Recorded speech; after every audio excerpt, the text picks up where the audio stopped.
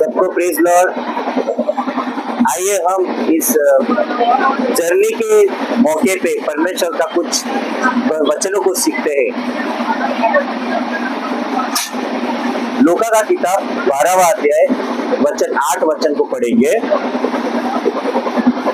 मैं तुमसे कहता हूँ, जो कोई मनुष्य के सामने मुझे मान लेगा, उसे मनुष्य का पुत्र भी परमेश्वर के स्वर्गदूतों के सामने मान लेगा। यह वचन हमें यह सिखाता है कि हमें जहां भी जाए, जहां भी रहे, किसी भी परिस्थिति में क्यों ना हो, हमें बिना डरे बिना कटके परमेश्वर का वचन सबको बांटना बहुत जरूरी है।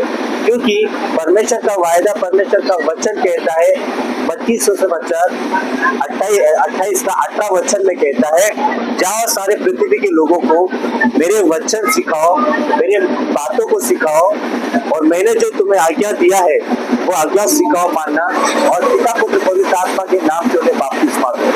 इसलिए वचन हमें यह सिखाता है कि लोगों को, जो लोग परमेश्वर को नहीं जानते, प्रभु यीशु को नहीं जानते, उनका हमें सिखाना, समझाना जरूरी है कि सच्चा परमेश्वर कौन है और सच्चा परमेश्वर, जीवित परमेश्वर कौन है। यह हमें सिखाना है कि ये परमेश्वर सही है, ये परमेश्वर सच्चा है। क्योंकि हमारे लिए स्वर्ग से उतरकर मनुष्य का रूप धारण करके पृथ्वी पर आना पड़ा, जो हमारे पापों के लिए, हमारे हर एक जो हमारे लेख में ताड़ना था, बीमारी थी, हर एक मुसीबत था, उसने क्रूस पर उठा लिया है और तीसरे दिन जी उठकर स्वर्ग पर चला गया, हमें लेने के लिए फिर से दोबारा आने वाला है।